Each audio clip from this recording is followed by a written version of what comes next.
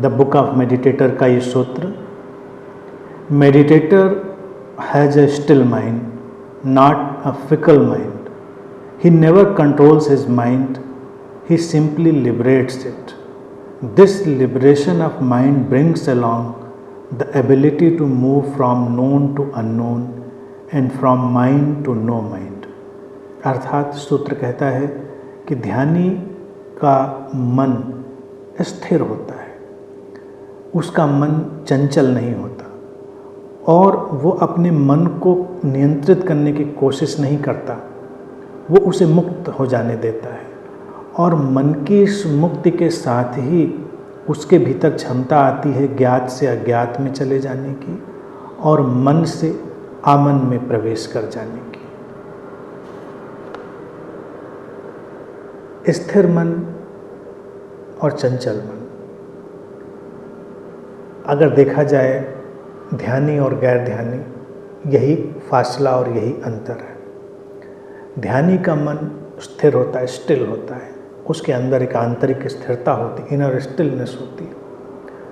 जो गैर ध्यानी है उसके मन में चंचलता है, बिखराव है, उसके अंदर सब जैसे लहर लहर है. तो ये एक बड़ा मूलभूत अंतर है. अब सूत्र जो बात करता है वो बड़ी बारीक सी है समझने की. ध्यानी अपने मन को नियंत्रित नहीं करता, वो उसे मुक्त हो जाने देता है. और जो गैर ध्यानी है वो मन को हमेशा नियंत्रित करने की कोशिश करता है, वो नियंत्रित कर नहीं पाता और उसका मन चंचल बना रहता है. अब कैसे ऐसा होता है? जैसे एक नदी बह रही है तो हमारा जो मन है वो हमारे विचारों, अनुभवों और हमारी स्मृतियों का एक संग्रह है. उनकी एक धारा बहती चली जा रही है. अगर उनकी स्थिरता चाहिए तो उनसे तटस्थ हो जाना है, उनके किनारे बैठ जाना है, उनमें उलझना नहीं. उलझेंगे कुछ हासिल नहीं होगा, बिखराव बनेगा. जो व्यक्ति नहीं जानता इस बात को, ध्यान से परिचित नहीं है, गैर ध्यानी है, वो नदी के अंदर उतर कर उसके पानी को हिलाकर साफ करने की कोशिश करता है. अगर पानी गंदा हो और उसको तुम हिलाना शुरू करो तो उसकी धूल मिट्टी बैठेगी नहीं, वो और गंदा बना रहेगा. तो आम व्यक्ति के जीवन में उसके अनुभव, विचार, स्मृतियाँ, घटनाएं, दुर्घटनाएं जो कुछ बन गई हैं वो निरंतर उनसे संघर्ष कर रहा है, उनको कंट्रोल करने की, नियंत्रित करने की कोशिश कर रहा है. उसके नियंत्रण करने की प्रक्रिया में ही मन और चंचल होता जाता है. जो पानी पहले से ही चंचल था, गंदा था, उसको तुम और हिलाकर चंचल कर देते हो. इसलिए नियंत्रित नहीं करना है. सूत्र कहता है ध्यानी उसे मुक्त हो जाने देता है. मुक्त क्या है? तटस्थ हो जाओ, किनारे बैठ जाओ. नदी तो बह रही है, उसे तुम मुक्त करते नहीं हो, उसे मुक्त रहने देते हो. समझे? करना नहीं है. मुक्त करता कौन है? करने की जरूरत नहीं, वो है, तुमको उसे मुक्त रहने देना है. अगर तुम अपने मन को मुक्त रहने देते हो तो बहता चला जाता है. कितनी स्मृतियाँ बह जाती हैं, कितने अनुभव बह जाते, जो अनावश्यक है वो अपने आप खत्म हो जाता है. फिर कुछ नया प्रवेश कर जाता है. विचारों के तमाम धाराएं आती रहती, जाती रहती. इस तटस्थ दृष्टि से मन जो है वो स्थिर होता है, शांत होता है. मन की स्थिरता से तात्पर्य है मन के पीछे जो उसका एक स्थिर आयाम है उसमें प्रवेश कर जाना.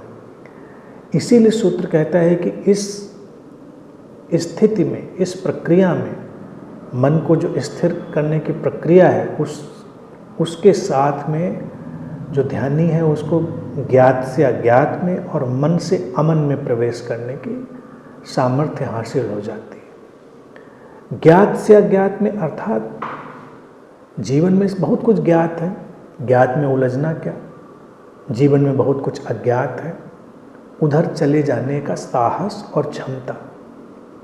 जीवन तो तभी खिलावट से भरता है, संभावनाओं से भरता है, जब अज्ञात का हम स्वागत करें.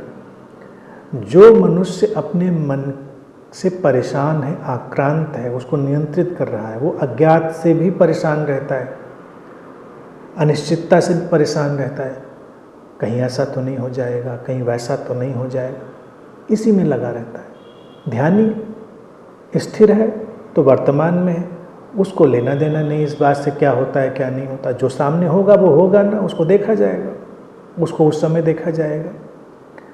तो इसीलिए ध्यानी अज्ञात में प्रवेश कर जाता है, अनिश्चितता की प्रज्ञा में प्रवेश कर जाता है, क्योंकि वो वर्तमान में ठहर कर जीने लगता है, भविष्य से आक्रांत, चिंतित, व्यथित नहीं होता। और रहा सवाल मन से अमन में, तो ये एक पॉपुलर प्रचलित भाषा है अमन। अमन का अर्थ है अपने सोर्स, अपने स्रोत की तरफ वापस लौट जाना, अपनी चेतना के व्यापक आयाम में प्रवेश कर जाना, जहाँ मन का प्रभाव नहीं है। मन चेतना के आयाम से उठी हुई एक घटना है। तो मन से अमन यानी कि जब मन की आवश्यकता नहीं है, जब कुछ जानना है, महसूस करना है, कुछ क्रिया करनी है, तो मन की आवश्यकता है, तब विचार की, स्मृति की, अनुभव की आवश्यकता है। जब कुछ होना ही नहीं है, सब शांत है, स्थिर है, तो अमन है, अर्थात मन नहीं है, चेतना की स्थिति है, जो बीच का अंतराल है उसमें। लोगों को ये अंतराल घबराने वाला लगता है, इसीलिए लोगों को कुछ न कुछ करते रहना है। नहीं कुछ करना है तो दिमाग में ही उनके वो जुगाली चलती रहनी है अपने विचारों, स्मृतियों, भावों की। विक्षिप्तता क्यों आती है?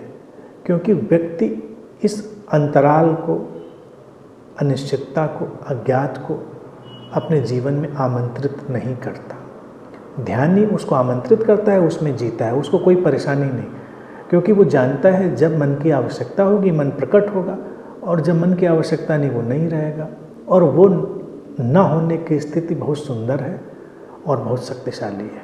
तो ये सामर्थ्य है, ये क्षमता है, ध्यानी को इस क्षमता में प्रवेश करने की शक्ति मिलती है, और इस शक्ति को वो अपने भीतर ढूंढ पाता है, अपने मन की धाराओं को नियंत्रित करने की किसी भी भावना का त्याग करने से, उसके पूरे स्वीकार से और तटस्थ हो जाने से। बस फिर उसके भीतर संभावनाओं की जो भी आहट है वो उतरने लगती है, और एक खिलावट चारों तरफ से जीवन में आने लगती है।